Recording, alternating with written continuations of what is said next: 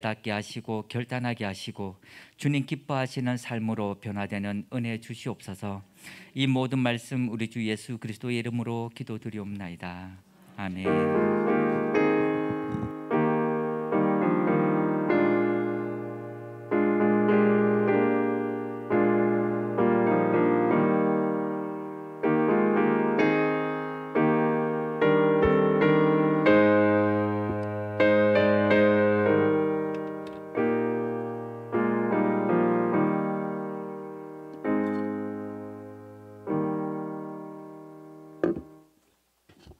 예, 반갑습니다.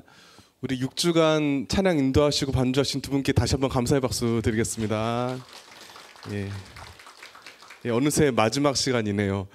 제가 기본적으로 원래 지금도 남 앞에 마이크 들고 서는 거 되게 힘들어하는 사람인데 참 잘 들어서 감사하고요. 제가 설교할 때는 애썼다 고생했다만 하셨는데 그래도 이렇게 요즘 지내다 보면 인터넷 들으신 분들 저한테 좋게 얘기해 주셔서 늘 감사합니다. 하지만 저는 은혜도 받았단 말에 안 속거든요. 그냥 격려로 받아들이겠습니다. 우리 볼게요. 이제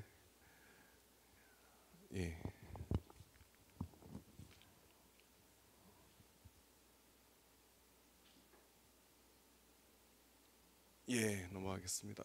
드디어 마지막인데 책 내용상은 그렇게 거꾸로 했구나. 책 내용상은 그렇게 많지가 않은데 좀 약간 덧붙여서 그러니까 전체 정리하는 내용이거든요. 해보겠습니다. 우리가 일단 핵심인데, 그러니까 이것만 이해하셔도 끝나요. 그러니까 구원이란 무엇이냐인데 한자말에 약간 오해가 있어요. 한자말 자체가 그러니까 구한다는 거기 때문에 흔히 그러니까 구원이라는 것은 우리가 죽어서 천국 간다. 뭐 사실이죠. 뭐 틀린 건 아닌데 그리고 이것이 그건 맞는 것 같아요. 그러니까 당장 믿지 않는 사람과 딱 맞대면 했을 때 막 되게 고차원적인 얘기 하기 힘드니까 일단 즉각적으로 죽어서 지옥 가지 말고 천국 갑시다라고 하는 게 유의미하고 효과가 있죠. 하지만 구원은 이것으로만 제한하면 안 되죠. 뭐냐면 그리스도 안에서 누리는 풍성한 생명이다. 우리 한번 따라해 볼게요. 구원이란 그리스도 안에서 누리는 풍성한 생명이다. 이것만 명심해도 다 됩니다. 따라서 계속 강조했죠. 바울이 강조하는 신학인데 우리가 그리스도 안에 있다는 거 이 자체인데 그리스도 안에 있는 성도의 삶 자체에 새 창조가 일어나는 거죠. 그러니까 마지막 날에 새 하늘과 새 땅이 임하잖아요. 그것이 우리에게는 단지 먼 훗날 까마득한 미래 사건이 아니라 그리스도 안에 주어졌다면 이미 현재 일어나고 있는 것이죠. 그래서 우리 고린도후서 5장 17절 다 함께 읽겠습니다. 시작. 그런즉 누구든지 그리스도 안에 있으면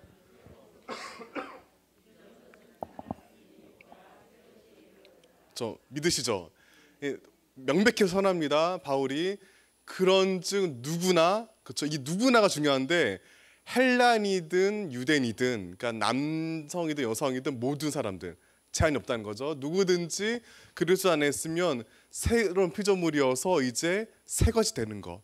이것은 이미 구약의 여러 예언자들이 예고했던 말인데 그것이 계승돼서 확실히 그들이 예언했던 그 실체가 곧 예수님의 구원이다라고 바울이 정리하고 있습니다. 그래서 다시 정리해 보자면, 따라서 우리가 새로운 피조물이라는 것은 새롭게 지음받은 것이고 그것은 곧 새 창조의 영이신 성령님이 위한 것인데, 예수님도 내가 온 것은 양으로 생명을 얻게 하고 더 풍성히 얻는 것이다. 그러니까 생명을 주어졌는데 그냥 생명을 주어졌으면 끝이 아니라 이 생명을 더 풍성하게 하는 것이죠. 그래서 이것은 무엇이냐면 이 땅에서 성령님 안에서 부활 생명을 먼저 선취적으로 맛보는 것이 구원이고요. 넘어갈게요. 그래서 이때 그런데 계속 이 책이 강조하는 게 뭐냐면 구원을 누가 이루시는가인데, 단지 아버지 하나님께서 아들 예수님을 보내는 것으로 끝나는 것이 않고 삼위일체 하나님 누가 등장하시죠?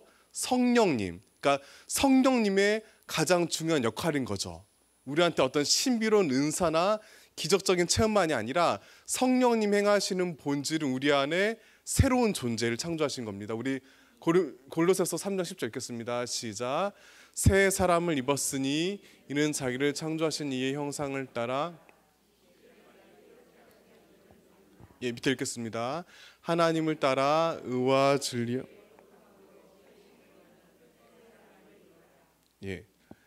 그래서 뭐냐면 따라서 새 창조라 함은 다른 게 아니라 결국 죄와 싸워 이길 힘을 주는 것이죠.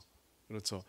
만약에 우리가 전쟁터에 나가는데 그냥 아무 그러니까 맨손 나가면 공포 그 자체죠. 죽으러 나가는 거죠. 하지만 만약 우리 부대에 최신형 미사일이 있다 하면 전쟁에 나가도 아예 안 무섭지 않겠지만 덜 무서운 거잖아요. 마찬가지인데 우리가 이 땅에 살아간다는 것은 곧 늘 영적인 싸움인 것이고 항상 그로 인한 긴장과 두려움이 있잖아요. 그런데 절대로 하나님께서 우리를 그냥 내버려 주는 것이 아니라 새 창조, 새로운 영생의 힘을 말미암아 확신 가운데 싸울 힘을 주신 것이고 그 능력이 뭐냐면 아까 얘기했듯이 영생 확신과 하나님의 우리가 인친 소유라는 거 다 기억하시죠? 오늘은 다 복습입니다.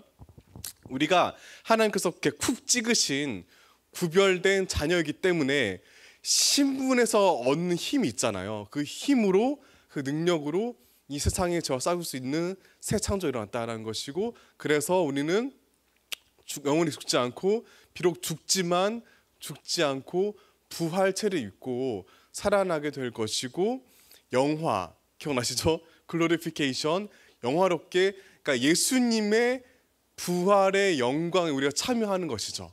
예수님께서 그걸 하셨듯이 우리도 단지 죽어서 사는 정도가 아니라 영광스럽게 된 것이고 또한 이것이 뭐가 중요하냐면 그동안은 앞서 구약 때까지는 할례에 의해서 사람들을 나누었잖아요. 근데 이것이 단순히 종교적인 의식만이 아니라 끊임없이 사람과 사람을 살아 나오는 이 장벽들을 무너뜨리는 거죠.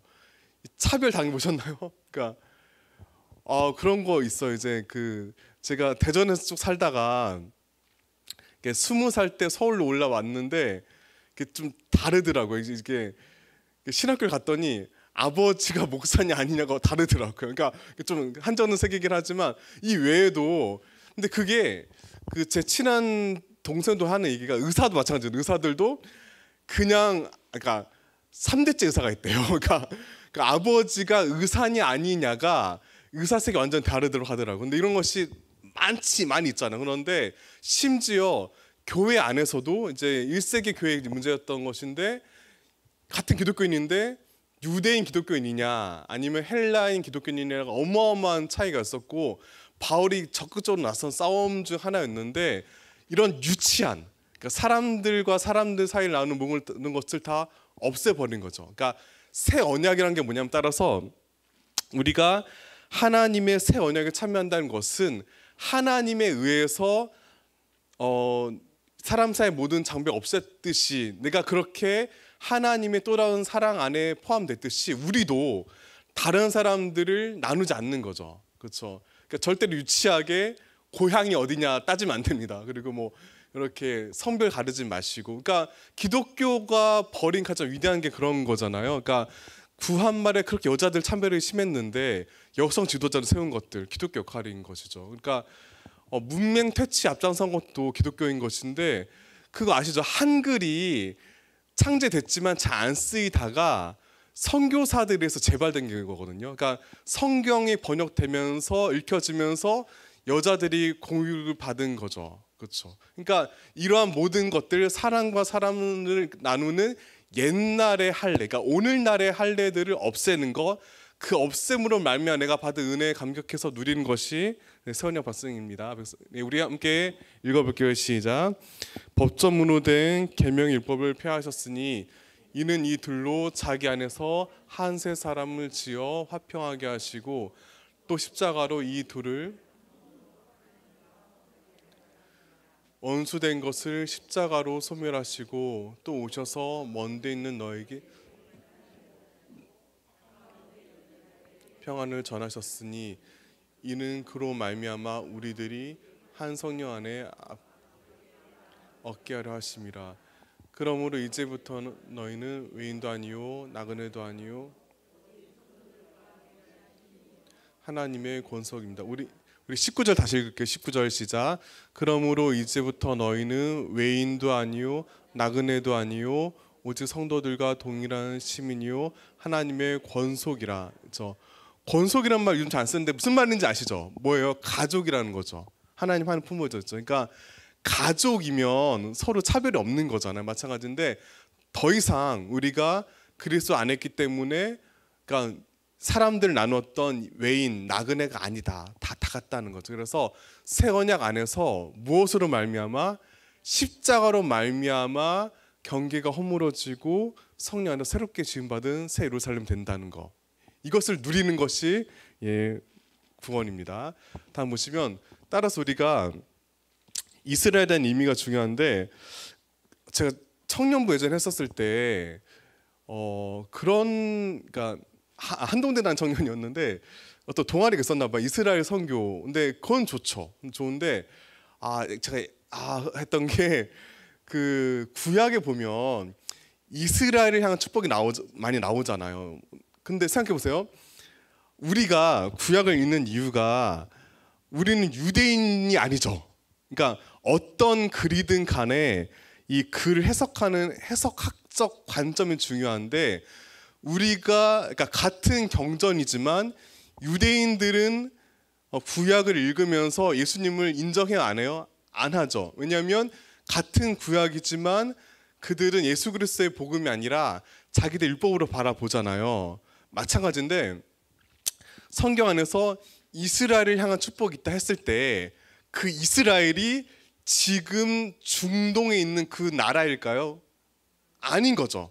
그러니까 물론 그 당시, 그러니까 구약의 그 당시에는 자기들 민족을 향한 거였기 때문에 했지만 시야를 넓게 봐서 예수님의 십자가 부활을 아는 우리들은 구약에 나오는 이 이스라엘이 단지 아브라함의 혈통으로 이루어진 특정 나라가 아니라는 거 알죠?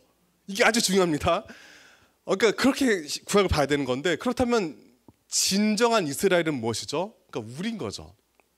그러니까 그러니까 아브라함의 혈통이 아니라 제가 지난달 설교는 기억날지 모르겠지만 아브라함의 믿음을 따르는 사람, 그렇죠? 그러니까 아브라함이 갈 길을 알지 못하고 나갔잖아요. 심지어 아브라함이 죽었을 때 옆에 누가 있었죠? 이삭과 이스마엘이 있었죠. 근데 아브라함이 되게 늦게 100세에 대해서 이삭 낳았잖아요. 그리고 그러니까 그 전에 90세 때 이스마엘 낳았지만 이스마엘은 참 자식이 아니죠. 그러니까 하나인 거죠. 근데 이삭도 되게 늦게 아이를 낳았잖아요. 야곱과에서. 그러니까 사라 생전 아브라함이 직접 눈으로 본 혈육은 몇 명이에요? 3명. 이거죠. 물론 이스마엘도 있고 후처 그들어가 난 아들들도 있죠. 하지만 진정한 나의 정통을 이어갈 자녀는 달랑 3명이죠. 그러니까 당시로 봤을 때는 굉장히 비참한 거예요. 그러니까 하나님께서 분명히 바다의 모래처럼 하늘의 별처럼 자식 주신다고 했는데 이루어졌어, 안 이루어졌어요? 안 이루어졌죠. 아니죠. 안 이루어졌지만 이루어졌죠. 이 역사를 아시겠어요? 분명 사람들 그러니까 굉장히 희생을 해서 당시 우르 지역이 초고대 문명 사회였거든요. 그걸 버리고 떠나왔음에도 이룬 것 없이 초라하게 이룬 건 조금 있고 죽었죠. 그렇지만 아브라함은 보이는 건 너머를 본 거죠. 근데 마찬가지인데 우리가 이 땅 살면서 늘 행복하세요? 아니죠. 그러니까 심판할 때마다 그게 마음이 아파요. 참 믿음 좋지만 의지할 데 없는 분 많죠. 그러니까 그 재산도 별로 없고 자녀들도 늘 문제 일으키고 그렇다 해서 우리 인생이 실패한 게 아니죠. 왜 그렇죠? 보이는 건 너머를 보니까.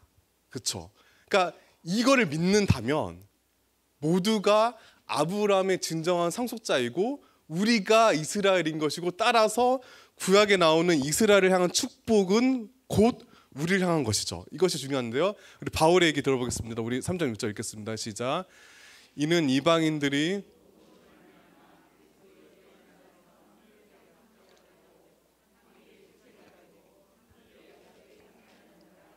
그렇죠. 이 상속자의 무게 아시겠죠? 바울에 향한 그 축복이 고스란히 우리 것이고 우리에게 주어진 하나님 나라가 주어진다는 것입니다. 그렇기 때문에 우리에게 새로운 언약의 사명이 주어지는데요. 베드로전서 2장 9절 읽겠습니다. 그러나 너희는 택하신 족속이요 백성이니 이는 너희를 어두운 데서 불러내어 그의 기이한 빛에 들어가게 하시니. 이 내용이 모세의 시내산 언약을 인용하는 거잖아요. 그러니까 모세 시내산 언약은 분명히 첫 번째 이스라엘 향했던 것이죠. 그런데 베드로는 이것이 이스라엘만이 아니라 우리의 것이다. 그러니까 우리가 진정 이스라엘 때문에 따라서 우리가 뭘 해야 되느냐? 그렇죠? 우리는 택하신 족속이고 왕 같은 제사장들이고 거룩한 나라이기 때문에 따라서 우리를 부르신 이의 아름다운 덕을 선포하는 것이죠. 그런데 영어에 그런 말이 있거든요. 그러니까 제가 영어 문장이 안 나고 해석이 나는데 너의 행동이 너무나 크기 때문에 네 말이 안 들려. 무슨 말인지 아시겠죠? 그러니까 제가 아는 목사님이 환경운동하는 분이고 논문도 이렇게 쓰신 분이 있는데 농담이 아니고 그분이 쓰레기를 좀 막 버리거든요. 그러니까 그분이 막 생태 질서 잘 안 들리죠. 삶이 아니니까. 마찬가지인데 하나님의 덕을 선포한다는 것이 단지 우리가 말만 크게 잘한다는 게 아니죠. 그런 경우 있거든요. 이제 교회가 좀 분쟁이 났을 때 제가 아는 다른 목사님인데 그 굉장히 달변이에요. 근데 그 교인들 저한테 뭐라고 했냐면 그분이 너무 말을 잘하기 때문에 싫다는 거예요. 근데 전도도 마찬가지인데 우리가 하나님 믿으세요 뭐 하나님 덕 있습니다 한 게 아니라 우리의 삶이 받쳐져야 되는 거죠. 그렇게 살아가라. 왜냐하면 그 앞에 선언을 하는 거잖아요. 그러니까 정체성 있잖아요. 택하신 족속이고 왕 같은 제사장들이 거룩한 나라라는 이 정체성 아래에서 선포가 되는 것이기 때문에 이 정체성에 따른 내 삶을 살아가야 되는 것이죠. 네, 다음 이어보겠습니다. 앞에서는 풍성한 것이었고 다음에 뭐가 있냐면 그래서 우리가 열매를 맺어야 되는데 지금 한창 누가 공동체는 이제 과일 따고 적과하고 있는데 과수원 가보셨죠? 그러니까 너무나 상식적인 것인데 열매를 맺는다는 게 줄기에 붙었기 때문에 맺는 거잖아요. 당연하죠. 그러니까 줄기에 떨어져 있는 순간 열매를 못 맺고 죽은 거죠. 그러니까 그런데 만약에 상상을 해서 어떤 과일이든 이 과일이 내가 이렇게 붉고 탐스러운 것은 내가 잘나서라고 하면 될까 안 될까요? 아니죠. 철저히 열매 맺음은 이 줄기에 붙어있기 때문인 것이죠. 그러니까 마찬가지인데 우리가 열매 맺는다는 것은 그래서 바울이 뭐라고 말하면 오직 성령의 열매라고 하잖아요. 그러니까 이 열매가 나를 통해 드러나지만 내 공로가 아닌 거죠. 그러니까 우리가 열매 맺기 위해서 뭘 해야 되느냐? 성령님께 의지해서 성령님 말미암아 하나님의 풍성하심과 호흡해야 되는 것이죠. 우리 갈라디아서 5장 22절 23절 읽겠습니다. 오직 성령의 열매는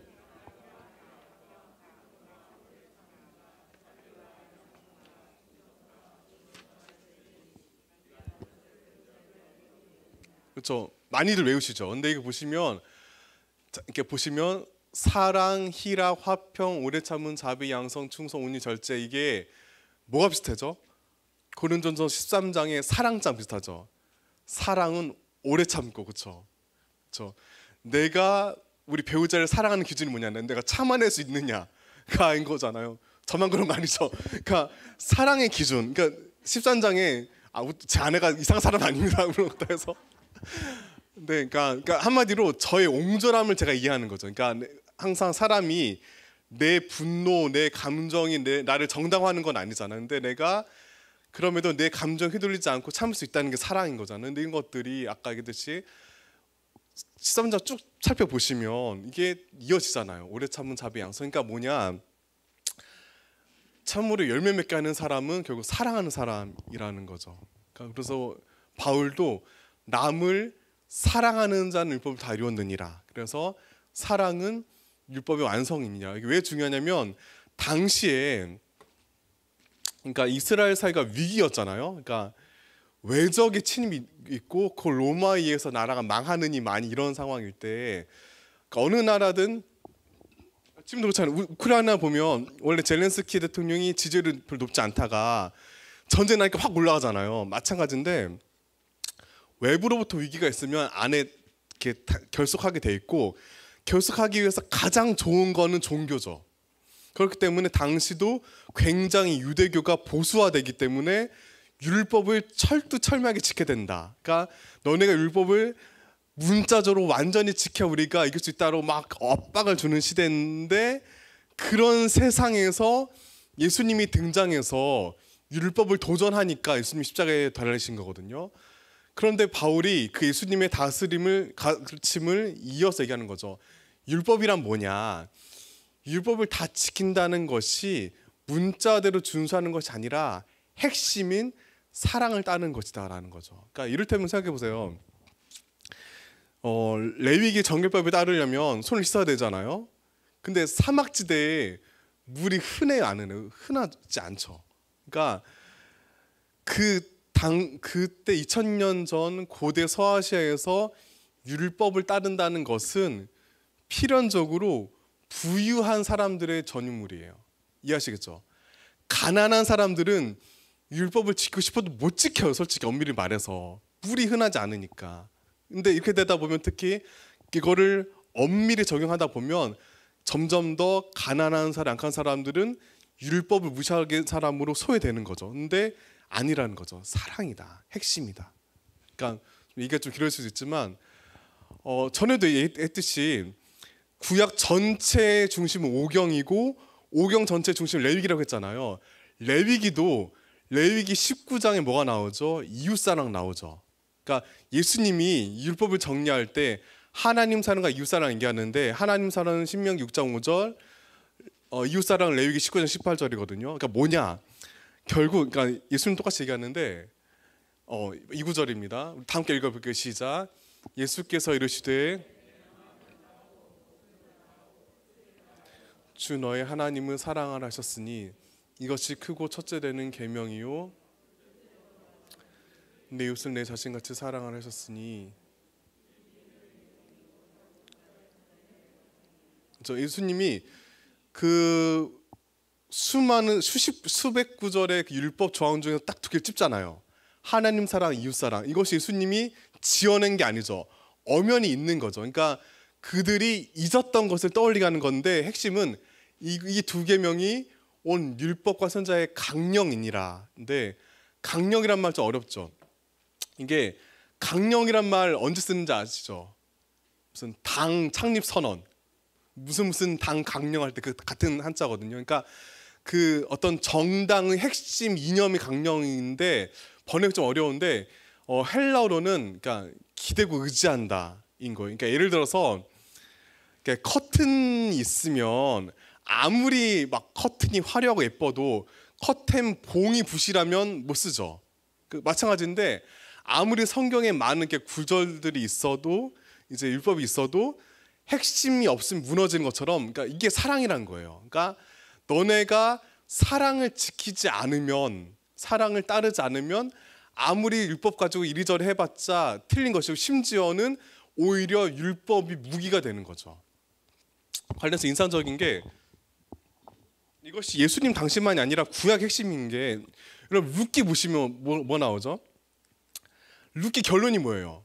그 모압 사람 여인, 모압 여인이 다윗의 증조 할머니라는 파격적인 선언이잖아요. 다윗은 전에 얘기했듯이, 지난주에 얘기했듯이 마태복음에 보면 다윗과 아브라함의 자손이 있음이라거든요. 굉장히 중요한 부분인데, 그런데 시간이 흘러서 바벨론 포로기를 지나서 이제 돌아왔을 때 에스라 느헤미야가 개혁 운동을 하면서 역시 보수화돼서 뭘 하죠? 모압 사람과 결혼한 사람 다 이혼시켜 버리잖아요. 이혼시키고 머리 뜯잖아요. 그런데 반발한 게 룻기거든요. 아니다. 모압 여인이라 할지라도 하나님을 사랑하는 에 있다라는 것이고, 여기에 보면 룻과 보아스가 결혼을 하는데 두 가지가 섞이거든요. 그러니까 레위기의 희년법에 따르면 어떤 친척이 땅을 팔았을 때 희년 되기 전에라도 다른 친척이 기업 물을자가 돼서 다시 되돌려 사주죠. 어렵지 않죠. 무슨 말인지 이것을 기업 물을자라고 하는 게 있고, 신명기에 보면 뭐가 나냐면 형사취수원. 그러니까 형이 죽으면, 오늘 우리는 이해 안 되지만 형이 죽으면 동생 형수를 걷어주죠. 왜 그래요? 그러니까 고대 사회에서 여자들이 남편이 없으면 살 수 있어요, 없어요? 못 사니까 생존을 위한 법칙인 거죠. 그런데 이 두 개가 이렇게 섞이죠. 그러니까 엄연히 다른 제도잖아요, 두 개가. 근데 둘 다 약자를 보호하고 가난한 사람 돌보신 하나님의 뜻이 담겨 있죠. 그러니까 같은 정신이 있기 때문에 이렇게 합치는 거예요. 그러니까 무슨 말이냐면 구약 안에서도 율법을 적용하는 게 굉장히 유연해요. 근데 그 유연한 기준이 뭐냐? 사랑인 거죠. 이웃을 향한 사랑. 그러니까 이웃 사랑을 통해서 하나님 사랑을 드러낸다면 연연하지 않는 거예요. 그러니까 이것이 이미 율법에 있는데, 이미 구약에 있는데 아쉽게도 이스라엘 사람들이 놓쳐버리고 무시하니까 예수님께서 확실히 선언하신 거죠. 이렇게 따라서 내가 너희를 사랑같이 너희도 서로 사랑하면 다 이루는 거죠. 다시 강조하지만 사랑하는 것이 참으로 율법을 지키는 것이고, 그것이 바로 우리가 세 계명을 따르는 것입니다. 그래서 오늘도 마찬가지인데, 그냥 넘어갈게요. 오늘 마찬가지인데, 어쩔 수 없이 인간 사회에 살다 보면 다 율법이 또 생겨, 또 다른 율법이 생겨요. 그렇죠. 뭐 이게 좀 조심스럽지만 뭐 술 담배 하면 안 된다, 뭐 주일 성수해라, 뭐 새벽기도. 근데 이게 다 좋죠. 그러니까 마치 율법도 그 문자 조항들이 다 의미가 있듯이 현대의 율법이 다 있잖아요. 근데 다 의미가 있지만 이것을 내가 지키는 건 유익하죠. 근데 이것을 들이대면 안 돼요. 되면 안 되는 거죠. 왜 예수 믿는 사람이 술 마시냐, 뭐 왜 새벽기도는 안 나오냐, 뭐 그러면 이게 폭력이 되는 거죠. 이게. 그러니까 이게 그 율법으로 사람을 찌르는 거죠. 그러니까 이것을 내가 하나님 사랑하기 때문에 내가 결단해서 칼같이 11조 드리고 오는 건 너무 좋은데 너는 돈도 잘 벌어서 헌금을 그렇게 내냐 하는 순간 정죄가 되는 것이고, 그 이면에는 내 안에 기쁨이 없는 거예요. 그러니까 내가 억울해서 더 그런 거죠. 그러지 말고 오늘날의 또 다른 율법들도 너무 연연하지 말고 거슬러 보면서 내가 하나님 사랑과 이웃 사랑 안에서 나를 세우기 위해서 하는 거죠. 그러니까 그런 의미에서 11조 내고 술 담배 안 하고 하는 건 참 좋은 것인데, 사랑 없이 현대적인 율법을 들이밀면 역시나 이제 옛날의 오류가 반복되는 거죠. 옛날에 제 아내가 합동측 출신인데, 제 아내가 다녔던 교회가 합동측 안에서 좀 센 교회였어요. 그래서 주일에 데이트를 하는데 절대 그 동네는 안 가요. 왜냐하면 돈 쓰면 안 되니까. 실제로 예전 전사님이 이제 총각 전사님이 뭐 주일에, 그러니까 뭐 밥 먹을 데 없으니까 그 동네 시장이 잘 되고 밥 먹다가 잘릴 뻔했다고 하더라고요. 그러니까 근데 이게 다시 얘기하지만 물론 취지는 좋아요. 그렇죠? 우리가 주일에 소비를 안 한다는 이 절제를 통해서 하나님께 나를 드리겠다. 귀하죠. 이것이 이런 주일에 돈 안 쓰겠다는 이 신념이 하나님 향한 나의 사랑을 드러내는 것이고, 이 생태를 살린다는 이웃 사랑인 거라면 참 좋지만, 이것이 또 이렇게 율법화돼서 왜 안 지켜, 너 믿어 안 믿어 막 이렇게 되면 곤란한 거죠. 무슨 말인지 아시죠? 그러니까 사랑해야 됩니다. 그래서 사랑이 중요합니다. 그래서 따라서 이러한 이웃 사랑의 원천은 결국 예수님의 사랑인 것이고, 예수님 사랑은 뭐가 있냐?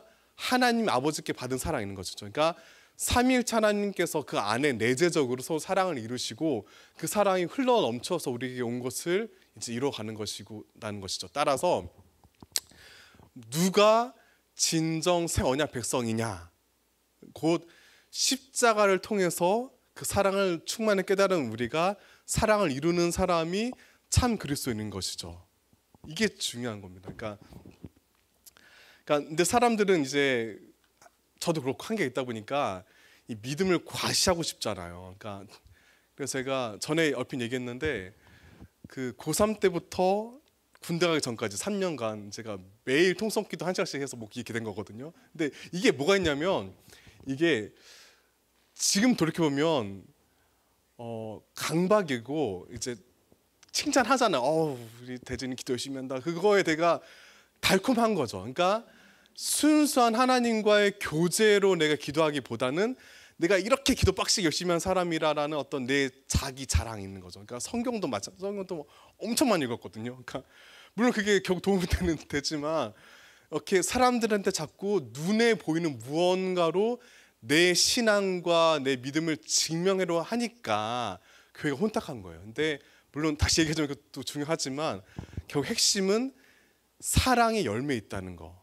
그러니까 내가 과시하지 않아도 그렇잖아요. 주변에 보면 정말 훌륭한 어른들은 입을 다물고 계속 우리가 배우려고 하잖아요. 그런 것처럼 내가 누군가에게 진정한 사랑의 영향을 미치느냐 안 미치느냐가 나를 향한 진짜 내가 새 언약 백성인지를 드러내는 표지라는 것입니다. 세 번째는 이제 새 하늘과 새 땅인데 요한계시록 21장 22절에 보면 이제 하늘에부터 임할, 그래서 우리가 궁극적으로 도달할 구원이 나오는데 우리 다 함께 읽어볼게요. 시작.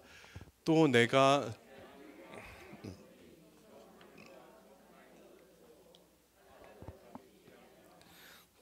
봄에 거룩한 성 새 예루살렘이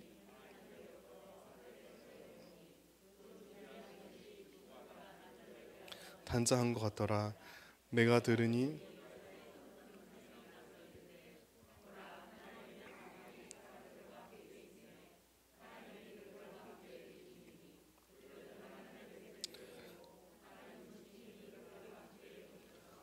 모든 눈물을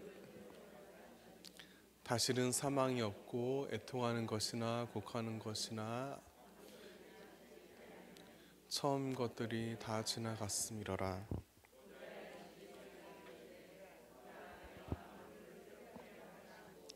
또 이르시되, 좀 이렇게 뭉클하지 않으세요? 제가 그 학원 예배 때마다 항상 전 이거 4절 5절 설교하는데 다들 많이 우세요. 특히 뭐 아프셨던 분들 넣으시는데, 다시는 사망, 애통, 곡하는 것, 아픈 것이 없는 세상.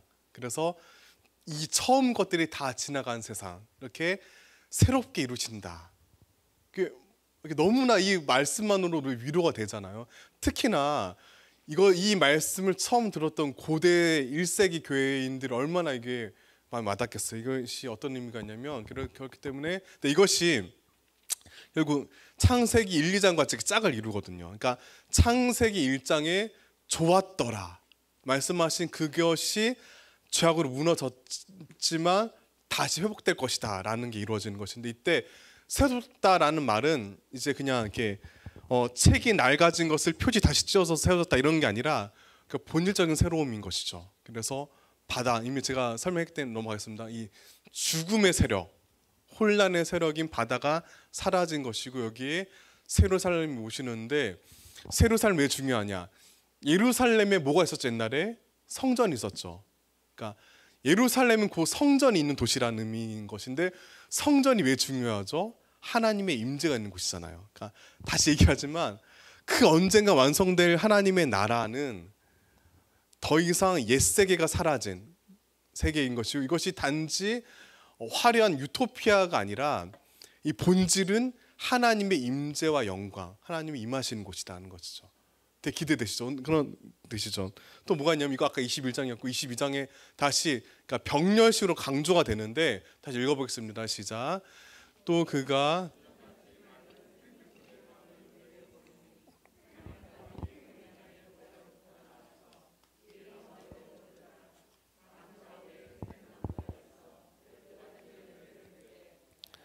그 열매를 맺고 그 나무 잎사귀들은 하나님과 그 양의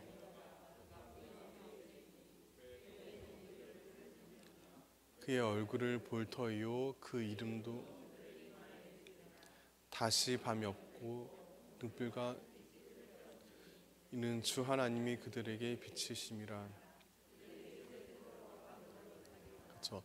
아까 21장 내었던 사실 같은 내용을 다시 반복해서 강조하는데, 아까 얘기했듯이 이것이 창세기 1장과 이어지잖아요. 그러니까 1장, 2장에 에덴 동산이 나오죠. 에덴 동산은 하나님과 직접 거닐었던 곳인데, 이거보다 더 풍요롭게 완성된 거죠. 그러니까 첫 번째 창조가 인간의 죄로 말미암아 무너졌는데, 그러면 첫 번째 그대로만 회복해도 영광인데 더 질 높게, 더 풍요롭게 완성되는 것인데, 핵심은 뭐냐?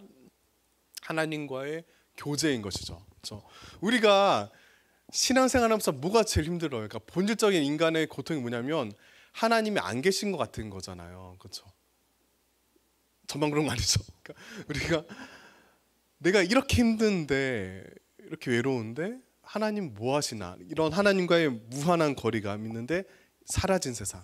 그러니까 항상 내 고달픔과 원통함을 가까이서 들어주신 하나님. 그래서 나와 눈을 맞추고 끄덕여 주시고 공감하신 하나님과 가까이 지내는데, 또 이게 왜 중요하냐면 이 앞에서 세세토로 왕노릇하리라. 근데 이 왕노릇이 뭐예요? 그러니까 왕노릇, 이렇게 번역이 약간 아쉬운데, 왕노릇한다, 우리말 어감은 왕으로서 어떤 지위와 권한을 누린다라고 생각하는데 그건 아니고 왕의 행실을 하는 거, 그러니까 왕의 역할을 감당하는 거죠. 그러니까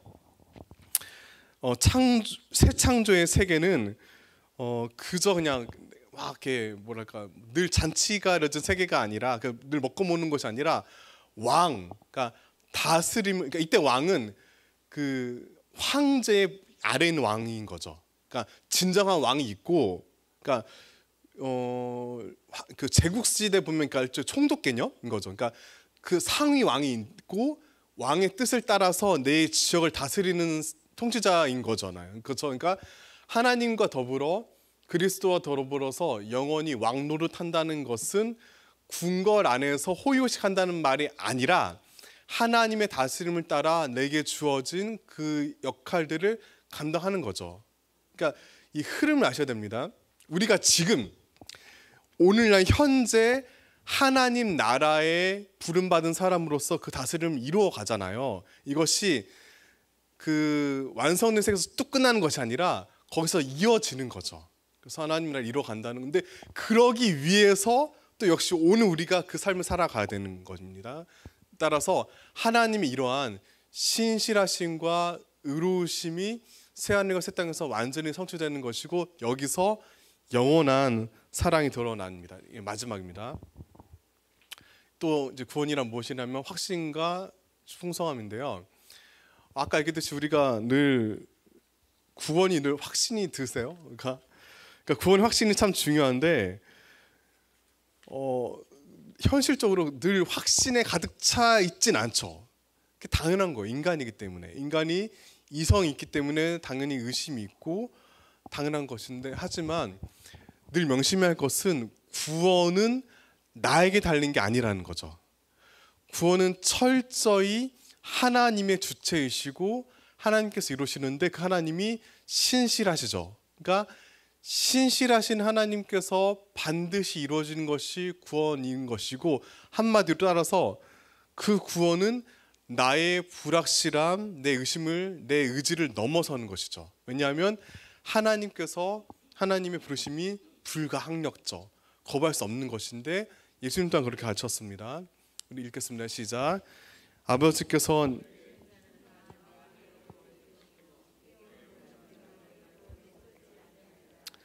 나를 보내신 아버지께서 이끌지 아니하시면 오는 그를, 그렇죠. 다시 읽어드리면 그러니까 내게 주시는 자를 내쫓지 않고 아버지께서 이끌지 않으면 아무도 내게 올 수 없다인 거죠. 그러니까 우리가 구원받은 건 절대 우리의 선행이나 의지와 도덕성이 아니라 하나님께서 부르셨는데, 따라서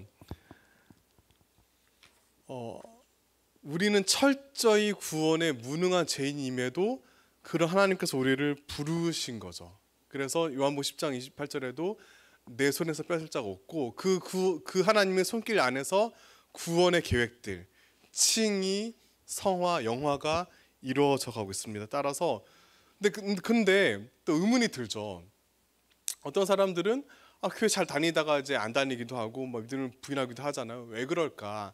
그것은 하나님이 무능해서가 아니라, 하나님이 그들 잃어버려서가 아니라 그들이 거부했기 때문인 거죠. 그러니까 구원은 철저히 하나님의 은혜에 의해서 이루어지지만 하나님께서 그 구원을 로봇처럼 이루는 것이 아니기 때문에 그러니까 인간에게 주어진 것은 거부 역할이 있는 것인데 그렇게 하는 사람들, 그러니까 어느 날 갑자기 내가 안 받을 거야가 아니라 지속적으로 거부하는 사람들인 거죠. 제가 전에도 얘기한 것 같은데 그런 질문 하잖아요. 연쇄 살인마가 있다. 여러 사람들 끔찍하게 죽였다는데 막판에 내가 예수님 믿겠다 해서 구원 받는다. 어떻게 될까? 구원 받겠죠. 우리가 뭐랄 수 없지만, 근데 저는 제 처남이 저한테 물어봤는데 뭐라고 했냐면 그것은 가능한 불가능이다. 왜냐하면 그렇게 수십 년간 많은 사람들을 죽이는 그 행동 자체가 하나님을 거부한 것인데 수십 년간 하나님을 거부했던 사람이 일시에 물론 하나님의 전적 은혜로 할 수도 있겠지만 그 사람이 하나님을 끊임없이 완강하게 처절히 거부했던 사람이 하나님께 오기는 너무나 힘든 가능한 불가능일 거라고 얘기했거든요. 마찬가지인데 우리도 마찬가지죠. 그러니까 물론 이렇게 모였다면 아무도 없지만 그래서 우리가 절대로 하나님을 내가 거부해서 구원받지 못할 거라는 불안감에 빠질 필요는 없지만 다만 앞서 쭉 얘기했던 이 하나님의 풍성한 사랑에 주어지는 성도의 삶을 누리기 위해서, 그러니까 내 구원을 가꾸고 누리기 위해서 내가 정말 그리스도 안에 있는지를 따져봐야 되는 거죠. 그래서 내가 정말 그러니까 어떤 종교 생활이 아니라 내가 기도 이렇게 열심히 하고 봉사 많이 하는 이게 아니라 내 삶과 인격이 그리스도 안에 있는지, 그래서 내가 나보다 약한 사람들 어떻게 대하는지, 다른 사람들의 불행과 비극을 어떻게 내가 이해하는지 등등을 통해서 한마디로 단순하죠. 내가 정말 십자가와 부활의 복음 이 안에 담긴 놀라운 역설과 은혜를 진정 내 삶으로 고백하는지를 따져보는 것. 그렇게 해서 내 구원을 점검하고 하나님께 나아가는 것이 구원받은 삶이라고 할 수 있습니다. 정리입니다. 우리가 예수님을 따른다는 거, 더 정확히는 예수님을 따르도록 부름받은 것이죠. 이것은 너무나 귀한 선물인 거죠. 그러니까 구원은 절대로 따라서 단지 영혼 구원만이 아니라 영혼 구원을 통해서 내 삶을 하나님께 맡기고 그리스도를 따르면서 주님과 동행하는 것이야말로 그 무엇과 바꿀 수 없는 인류 최고의 선물인 것이고 이것이 곧 구원인 것이죠. 따라서 그 구원은 바꿔서 얘기하자면 훗날 이루어질 것이고 그 이루어질 것을 또한 지금 이곳에서 이루어가고 있는 것이고 그 결과 새 하늘 새 땅에서 영광과 복락 가운데 충만하게 누리게 될 것입니다. 이것이 구원인 것이죠. 우리가 쭉 정리해 보자면 작년에는 이제 이단의 잘못된 구원론을 배웠잖아요. 다 뒤틀리고 왜곡된 구원들이 있는데 문제는 그런 이단의 구원론들이 꼭 이단에만 있진 않아요. 이게 제일 조심해야 할 게 뭐냐면 소위 정통 교회 안에서도 우리가 알게 모르게 신앙생활 하다 보면 구원을 왜곡하는 경우가 많이 있어요. 복음을. 그래서 우리 끊임없이 바로 잡는 게 중요한데 그 역할을 목회자 하는 것이죠. 그래서 우리가 따라서 늘 열심히, 그러니까 예배 드리는 이유가 그런 거죠. 예배를 통해서 말씀 가운데 내 신앙을 점검하고 각종 성경 훈련과 또 사랑방 모임 그런 것들 다 구원에 대한 오해를 바로 잡는 과정인 거잖아요. 그렇게 해서 우리가 물리쳐서 바라봐야 할 진정한 구원이라 함은 하나님 안에서 참된 풍성함을 누리고 참된 온전한 자유를 누리고 은혜 안에 있는 것, 이것은 곧 사랑 열매 맺는다는 것. 그래서 이것은 곧 주님의 십자가와 부활에 잠기어서 그리스도 안에 살아간다는 것으로 이해할 수 있고 그것을 끝까지 간다면 우리 이 자리에 모이신 분들의 삶 가운데 은혜가 충만할 줄 믿습니다. 예, 더 질문 혹시 있으실까요? 예, 감사합니다. 예, 참 6주간 제가 참 많이 눌변이고 서툰 사람인데 귀한 자리 주셔서 감사하고 잘 들어주셨기 때문에 그나마 덜 이렇게 안 좋게 잘 무난히 끝냈던 것 같습니다. 예, 감사합니다. 혹시 뭐 질문 있으면 언제든지 카톡이나 이렇게 주시면 될 것 같습니다. 감사합니다. 우리 우리 좋습니다. 네, 우리 이제 기도하려고 하는데요. 함께 오늘 말씀 나눈 대로 구원의 참된 의미를 온전히 깨닫고 누리게 하소서. 그리고 다음 주부터 우리 현장전도 시작하는데 현장전도 가운데 기름 부으심 받을 수 있도록 우리 포항제일 교회를 위해서 우리 대한민국 위해서 함께 한 목소리 기도하시겠습니다. 살아계신 주 하나님, 우리의 6주간 구원에 대해서 다시 살펴보고 바르게 이야기하심에 너무나 감사합니다. 하나님, 우리 더 이상 구원을 오해하거나 왜곡하지 않고 말씀 가운데 진리 가운데 예수 그리스도의 십자가와 부활 가운데 날마다 풍성하게 깨달아 알 수 있기를 간절히 바랍니다. 주님, 다음 주부터 현장 전도가 시작합니다. 아버지, 곳곳마다 이루어진 전도 가운데 기름 부어주시고 아름다운 열매 온전히 맺을 수 있기를 간절히 바랍니다. 또한 우리 교회가 다른 무엇보다 구원의 복을 온전히 전하고 나누는 데 앞장서게 하여 주시옵소서. 또한 우리 대한민국 하나님께서 기뻐하시는 온전한 세상 낼 수 있기를 간절히 구합니다. 주님 이끌어 주시옵소서. 함께 하시옵소서. 아버지, 주 아버지 함께 하시옵소서. 아버지, 살아계신 주님 함께 하시옵소서. 주님 아버지 함께 하시옵소서.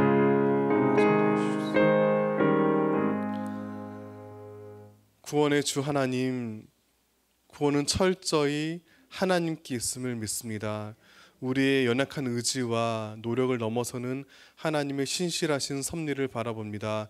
그 구원을 온전히 깨달아 알고 풍성히 누리고 전하는 모두가 될 수 있기를 간절히 구합니다. 하나님, 다음 주부터 현장 전도가 시작합니다. 오랫동안 멈췄던 전도를 다시 시작하는 가운데 어려움 없게 하시고 우리의 손길, 발걸음을 통하여서 구원의 복된 소식이 많은 이들에게 온전히 전해지게 하여 주시길 간절히 구합니다. 하나님, 오래전에 이 포항 가운데 세우신 하나님의 뜻 가운데 포항제일 교회가 복음의 본질을 온전히 깨닫고 누리는 건강한 신앙 공동체 되게 하시고, 또한 대한민국이 참으로 하나님을 경외하는 제사장 나라, 정의와 공평이 강같이 일어나게 될 수 있기를 간절히 구하며 예수님으로 기도드립니다. 아멘.